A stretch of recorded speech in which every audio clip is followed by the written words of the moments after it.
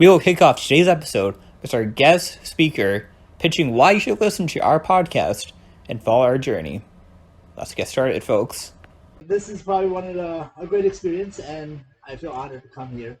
I actually would like to say that one of the best things about being in school at this time is to learn and understand about individuals as far as also knowledge. Welcome to an episode of Young Entrepreneurs with the Green Earth team of Southern Illinois University Carbondale. We are a cross-university team of young, innovative minds positively impacting the landscape of SIU Carbondale through promoting and installing clean energy. Here, we are highlighting our team's activities and impact through our members, sponsors, and supporters, as well as discussing a new, interesting topic. So buckle up, because we are driving to a more sustainable future. Today, we have a special guest, one of our team members from the Trash Turbine team, Chris Delgado. Yes, that's very much the Trash Turbine team. I actually built the turbine with I think Tanner, and that was a lot of issues there. But nevertheless, we'll discuss that later. Nice to meet everyone here that's listening. If you learn something from me, then wow, that's great. I mean, that's probably going to be one of the key points there, But anyways, yeah. So about me, I'm probably the oldest member of the team group. I'm 34 years old. So besides being, the oldest team member there, I started, I went back to school and I started, trying to give engineering a shot so I can change my overall degree. Some of my hobbies, were automotive. Which gives me a pretty good automotive, or not automotive, but it gives me a good overall technical background to actually understand things. And then fishing, hiking, skateboarding, a little bit of everything. Snowboarding, I'm trying to convince Nelson over here to go snowboarding with us, but, that's going to be, we'll see what happens, all right? Besides that, I'm pretty much a very active person. Whatever you want to do, I'm usually down for that. But, I apologize for my voice right now. I'm running on 3 hours of sleep. Finals week. It's so stressful, but it's finally over. It is what it is. What final did you have this morning? Oh, God. I had thermodynamics, and it was just terrible because it was a weird feeling because I tried to go to sleep around 2 o'clock in the morning, and that didn't work out. So my new plan was 3 o'clock in the morning, and that didn't work out. So then my new revised plan was 5 o'clock in the morning, and that kind of worked out. I think it was around 5:30, and I woke up at 8:30. So it was rough because even in my dream, I was still having like weird dreams about like taking the exam. So it was just all a disaster. It was a 2-hour exam. It was interesting. It was to say the least. I put an answer to each question, so I don't know if it's right, but A for effort there. It counts for that. Yeah, besides that, I still got to write a 10-page paper for another class, and I think I did a pretty good dent in it. I wrote the first page out of 10, so that's a really good dent. I'm like almost done, guys. Like that's an analogy of like half cup half full. It's halfway there. Anyways, so yeah, Nelson, what are you excited that it's almost over?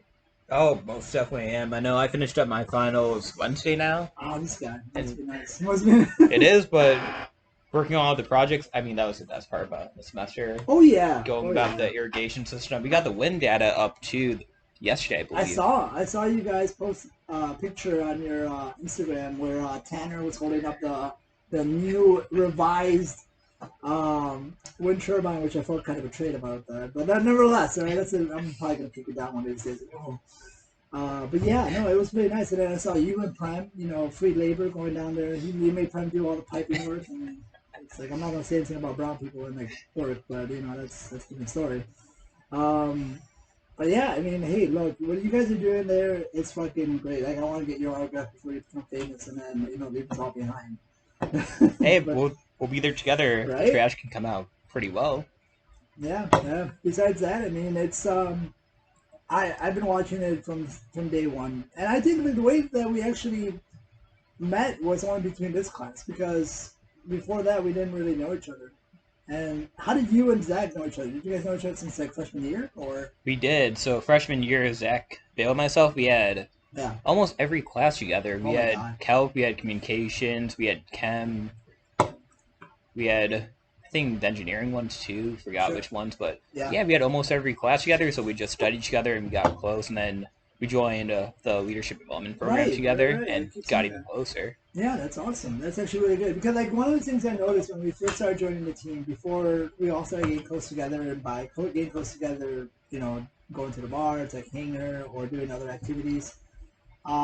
It was pretty apparent that like we were all separated to little groups. Like you and Zach were one, Tanner and Josh were the other ones because Tanner and Josh knew each other from I guess a girlfriend or something like that, From and ODP. LDP too. And then me and Danny because we knew each other from spring semester, no summer semester, and we took fluids and heat transfer together. So at first it was all like we're all in separate groups, but little by little we all started becoming close together, and then finally we ended up like all hanging out at one. I think I actually had breakfast with Zach the other day and it was a pretty fun experience because he makes a lot of inappropriate jokes, and I like that. I like that. That's my style right there. But that's the best part of being able to like get close to one another and bond, and Yeah, just not exactly. focus just on the work, but like No, have fun. the more and more I stay here is like the more and more I kind of try to relate to school being more of a networking process and where you actually learn how to network instead of actually like the academics are always going to be there, right? But an individual can do the academics by themselves and finish school, but it'll be very difficult for them because they just rely on themselves. But if you find a group, or you find a group of friends that are in the same major, when you start networking, things get slightly easier because like there's so many times that you help me out with 401. Like I didn't know how to do any of those labs. I'm like, oh man, and then like vice versa. I mean, like you helping out Daniel with energy management and stuff like that, and and everything else, and you guys working together and doing exams. That's Working to something. study on the exams. Or studying exams. Yeah, sorry. Correction. Yes, correct. Studying on exams, which is very important. But definitely, I know that feeling like I'm in the sustainability minor Yeah, from geography. yeah. I know no one in the class. Out of Oh yeah. I think 5 classes I took, I made one friend from one class, and Sure. that was probably the best class because we could talk and like share what we're doing, and Right. I know what I'm doing is right. Yeah. But every other class, I mean, I've just been going through emotion and learning it on my own, but it's not the same. Yeah, right. It's Yeah. like missing that little piece, and then it was the kind of the same way I like to say with my grad level class until I actually started meeting them individually, like Jackson or Merle or I think that's it, or Guillermo. And so after a while, but when I first started in there, I didn't know anyone. It was like and everyone started talking very technical, like, hey, like, this and that. I'm like, man, this is a dick measuring contest right here. Like, who's got the biggest pee-pee here? Like, it literally was because I sat there and I've always watched all of those people, like, talk over each other, saying, like, who knows more? And I'm like, all right, man, I'm just going to say you. But anyways, and I digress. Next subject would be, So how so did you come about joining the team? joining the team for, oh, you know what?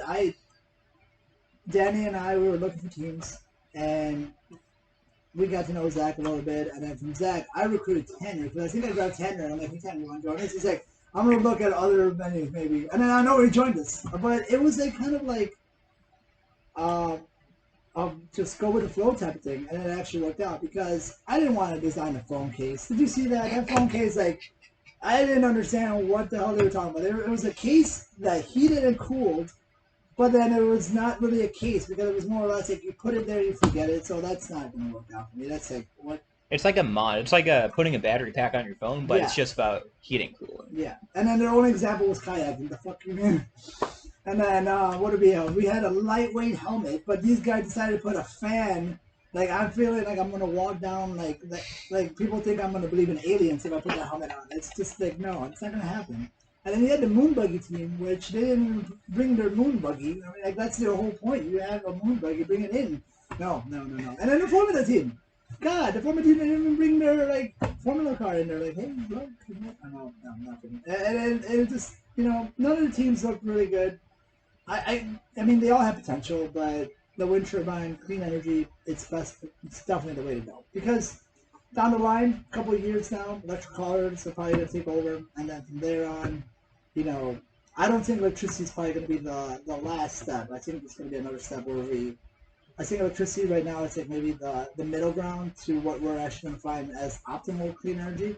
Electricity is just right for now better than gas because the efficiencies are just so low. But yeah, before we go into that shamble there that I know very little of. But yeah, I mean, the joining the Green Room team was a great experience. And I gotta say, I'm not trying to like, grovel on your feet here, but you were a great leader. You were definitely like, you knew what you wanted, you knew how to like motivate everyone, and you pushed everyone to like get to like point A to point B as efficient as possible. Like even me, and I'm like, oh man, I'm gonna fucking do it. Here we go. Yeah, I still remember the last sprint where I'm like, I'm SolidWorks certified. Yeah. I hate those words, that's for sure. Like 2 o'clock in the morning every fucking day. Like, what am I doing that? And you know what? This is I'm not. I don't want to go into a very deep hole tangent here, but it's funny how like the more complicated the subject, the deeper the Indian guy accent is. All right, it's like you have Indian guys carrying the world. Like there's like Indian people have like STEM majors in their backs. Like that's how it is. Like every like Cal 3, Cal 2, like statics, dynamics, all these other like engineering classes, Indian guy. And then the higher level of class you went, the Indian guy got progressively like harder to understand. I'm like, fuck, it's not so much. But yeah, anyways, But you did amazing with simulation oh as well god, for the blades. it's all I know we're in the presentation as you're talking about it. I'm just like seeing everyone's face, and they're all jaws dropping, and they're like, "Damn, you guys actually did that." yeah.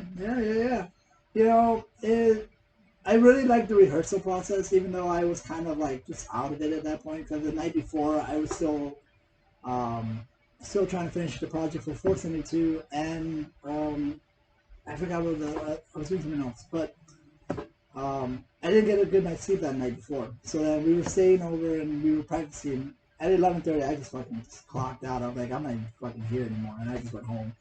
I didn't want to be rude to anyone, but I was just like, it's just done because there was just like no energy left. And but I'm glad though because I feel like we all improved overall in the presentation, and we all got to finally like get at least the nerves out. Because not pointing any fingers here, but Danny was pretty bad because he not that he didn't know his stuff, he knew his stuff. It's just that public speaking, sometimes isn't for everyone. So he had a little bit of trouble. But he made a lot of improvement from the beginning. Oh my god, it was a new person. Either it was a suit or I don't know what happened.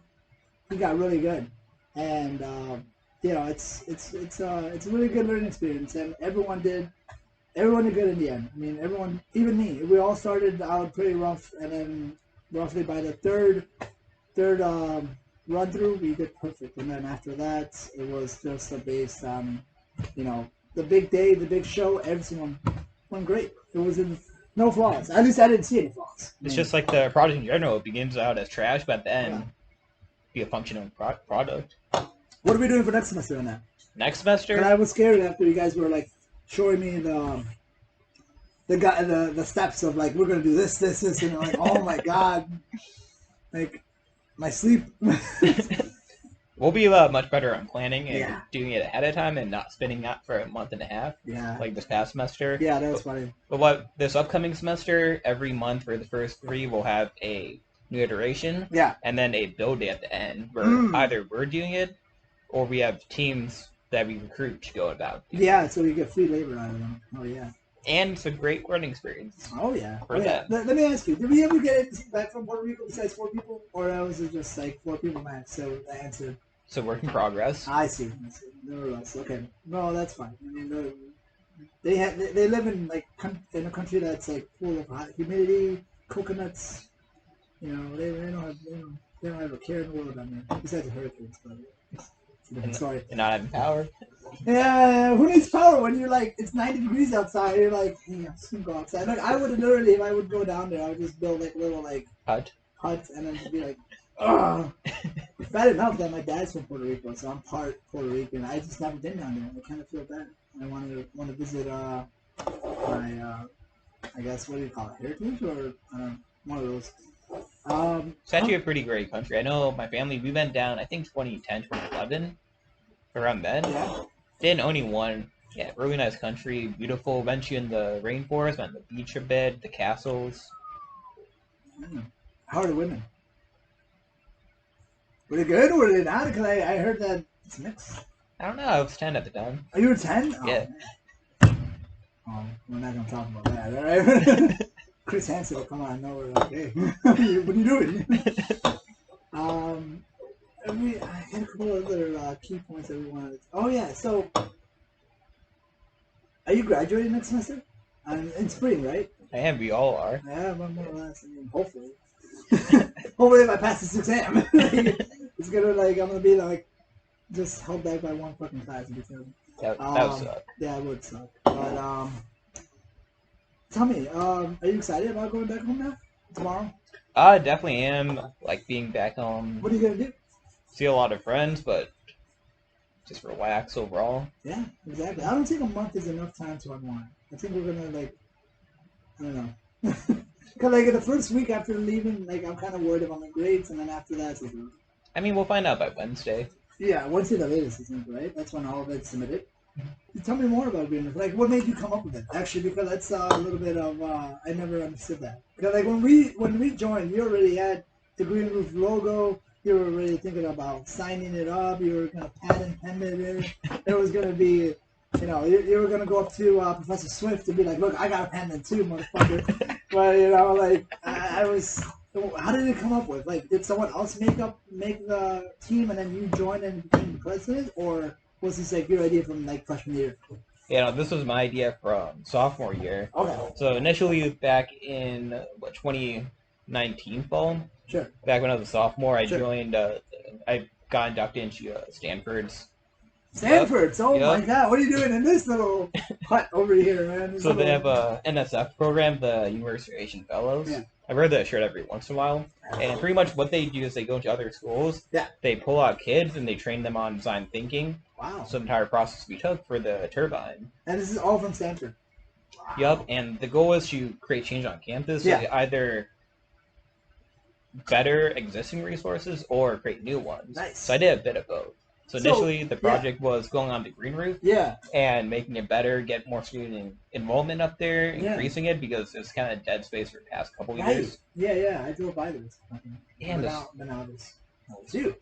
Yeah, because the school put in about over 20K into making it alone. Yeah. And over time, it needed a bit of help, so that's where I came in. Yeah. And to do that, we focused on two ends.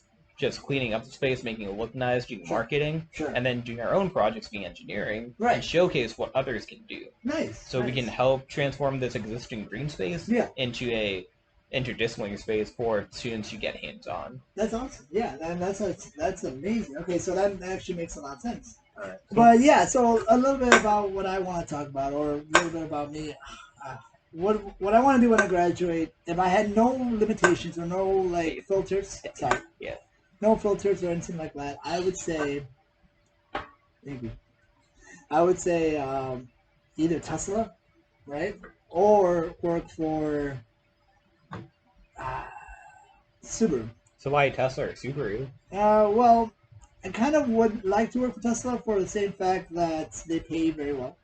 I don't believe in a lot of their beliefs, but they pay very well, so I'm loyal to the money at that point.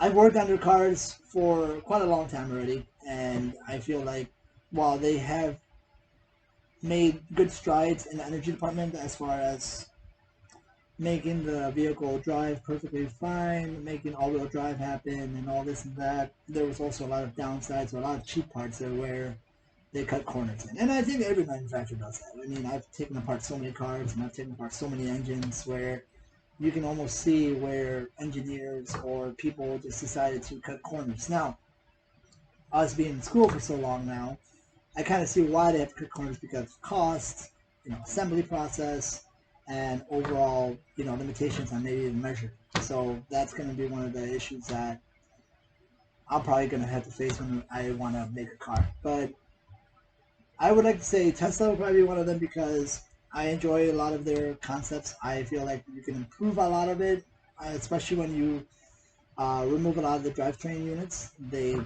shit. They're not good. They're not built correctly. A couple of times their drive units actually mess up, and their batteries are terrible. $16,000 for a brand new battery, and that'll last you for maybe 4 or 5 years. It's just, I don't know. I kind of working in these shops also here in Carbondale made me also realize a couple of things too, because I work down here, and if anyone listens to this podcast that lives in Carbondale, Illinois, do not take your car to any of these shops. Plaza Tire, Valvoline, um, etc. Which ones have you worked at? So I worked at Plaza Tire for about 2.5 months, and I got sick and tired of their BS because their master tech did not know shit. Like, it was just terrible, and I didn't get paid enough to care, so I just walked away. I worked for Valvoline, and their process was just complete garbage because they don't know what the hell they're doing. So I just walked away. So I mean, there's been plenty of times where I worked in Plaza where I think they messed up Liam's car. They messed up Liam's car. Liam's one of our guys that is part of our design group. So they messed up Liam's girlfriend's car, and then How did they mess it up? they used an impact. They used an impact on the drain plug, so it got stripped. What? Yeah, Who does that? I was there. And I didn't want to tell Liam because he was telling the story because I was like, "Hey man, I know who did it." But I just something like I remember that day because I was coming into work that day. And I see like this new tech just grabbing an impact gun. I'm like, oh! He's like, it's tight. I'm like, dear God, okay. I'm like, I don't care. I don't get paid enough for this. I'm like, oh. Valvoline, I saw someone drop a screwdriver inside of an engine bay. Like a little like screwdriver like that, drops it in there. And then he rolls away. It's like, it's not going to make a noise. I'm like, are you kidding me? That car came back smoking. And I'm like, yeah, well. Yeah, that was nice. Yeah. Wow. Yeah, and there was a couple other times where I would tell the guys over there, hey, it needs this and this and this, and they don't sell it, and then it comes back and they're like, hey, I need it. I'm like, yeah, I told you. It was like a lot of back and forth, and when you work at a shop, because before I actually went back to school, I worked at Aston Martin and Porsche. So it was a combination store, which Aston Martin, Lotus, Alfa Romeo, Maserati, and Lamborghini with Ferrari. All those manufacturers were in one building. So there was different techs for different manufacturers. I was part of the team that actually had specialized in all the cars because they were short-handed, so they trained me on all the cars. Very beautiful cars, but once you work in an environment where everything's so strict as far as like you need to do this, this, and this because the engineer actually designed it and knew what he was doing. And then you go to Plaza Tire where like you got Hick, Dalton, no, not Dalton. You got what was his name? Hick Dakota, like with coming in and telling you, oh, you need to tighten this. Like, no, it's not gonna work out. I'm like, fuck you. Who are you? Like, but I mean, that's one of the things. I want to graduate and hopefully get a job in an automotive field where I can actually design a car. Because I want to kind of like when I get to 50 or 60 years old, I want to be like driving down the road in whatever car I have at that point and say like, hey, me and my team designed that car. So that's kind of one of those pipe dreams, before I get too old and then like even more racist. Well, Chris, do you have any final thoughts on the Green Roof team or anything in general? I think the Green Roof team is amazing. I think it's definitely one of the things that only comes in a few years. You don't get a group of smart individuals, driven individuals like this as often. And as you can tell from the presentations that we had last week, we were basically the best out there, and it showed our hard work. So we got lucky in finding the right individuals and the right team members to work with, and this is only you only get this once in a while, or like once in a few years. So yeah, I definitely enjoyed my time. I definitely can't wait for next semester. Gonna try to get some sleep until next semester so I can actually be ready for torture. But yeah, that's about it. And with that, we conclude our episode of Young Entrepreneurs with the Green Roof team. Special thanks to your sponsors, the SIU Research Park, Energy at SIU Sustainability Office's Green Fund Grant, the University Innovation Fellows, CH Electrical, Enertech, Raz Coatings, AES Solar, Sprague Supply Group, H&F Visions, Silvix Forestry and Nursery, Nether Chance Studios, Climate Economy Action Network, and many more. And please visit our website for more information and follow us on social media. Stay sustainable, folks.